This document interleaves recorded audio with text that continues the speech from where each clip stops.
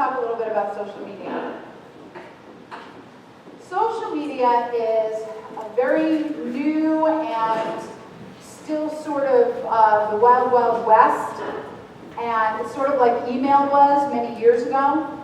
It's a great follow-up tool. You'll have experts, you'll have social media gurus tell you that there is no way that you could ever track the efficacy of social media efforts. Have any of you ever heard that? That you can't track it, that it's just something you have to be doing because it builds trust and it's really important, but you'll never be able to track it? That's pretty much hogwash. I'll tell you our little story about social media. A social media company contacted me, I'm trying to think of how many years ago, probably 4 years ago now, contacted me. I couldn't honestly understand everything the salesperson, who was also the owner of the company, was even throwing at me, or what he was going to do for me with social media. But he was going to get us listed on all these different social media sites, and he showed me a list this long, and I thought, God, I am missing the boat. I don't even understand what he's talking about, and I'm a marketer. I was really very freaked out about it. So I happily paid this person $15,000 to list me on 40 different social media sites. I didn't understand it. I don't begrudge giving him that money because I didn't know what I was doing and I knew I had to be on this new thing called social media. Then he wanted $7,500 a month to engage me in social media, to write posts and get people listening to me and following me. And it was all like so confusing to me. I didn't have any idea how I would ever do that myself. So I happily paid him the $7,500 a month. Well, after 3 months, I really couldn't see any increase in business from this particular effort because we track all our marketing. So I said, thank you very much.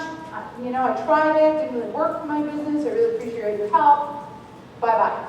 But the first thing that I have to tell you is that unless you have valuable content to give away, to get somebody to want to be in communication with you and read what you have to say or something to download, there's no point in using social media to gain business.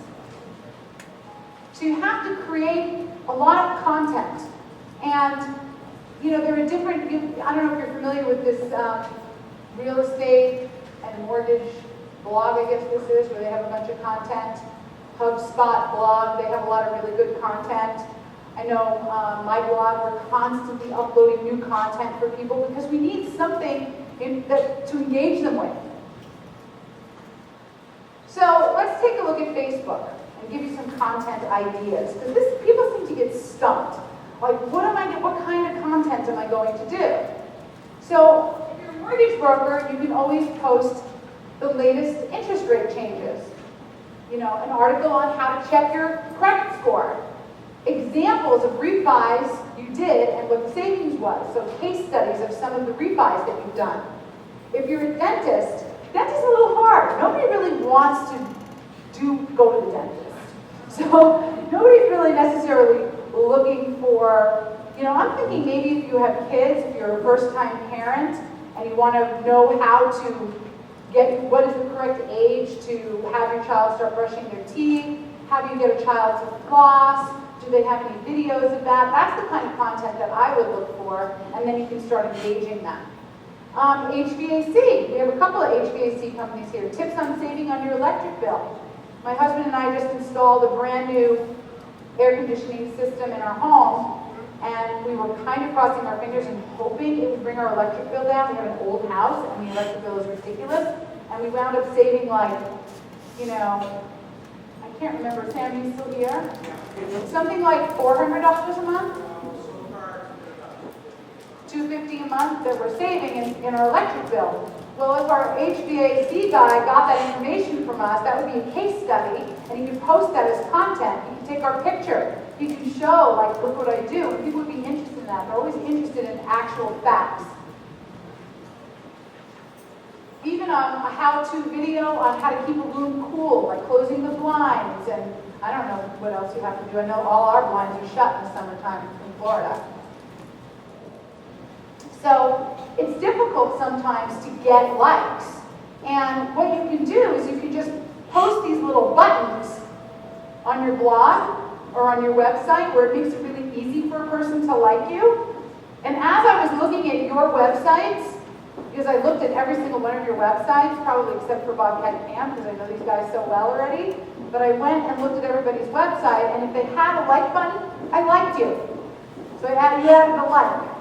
So you can put those buttons on your blog, your website, in your emails, on your direct mail, although I don't know anybody who's actually going to look at a postcard and then go to Facebook, find you, and like you. But it still shows that you're part of this new social media revolution. So Facebook ads.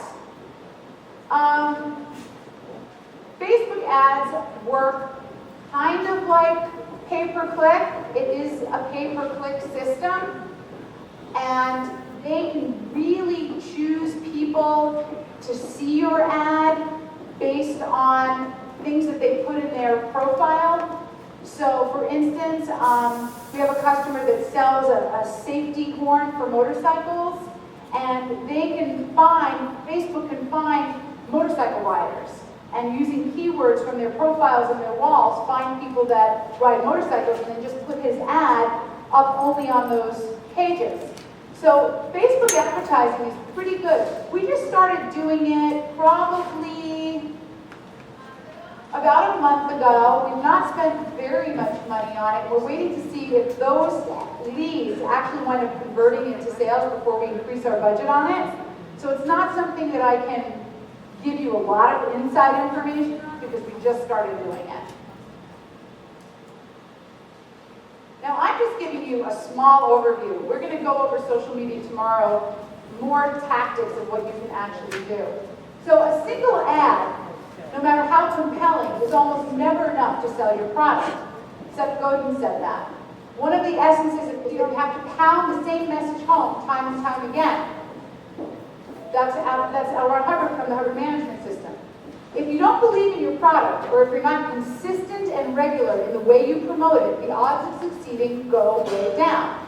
Jay Levinson said that, the author of Guerrilla Marketing.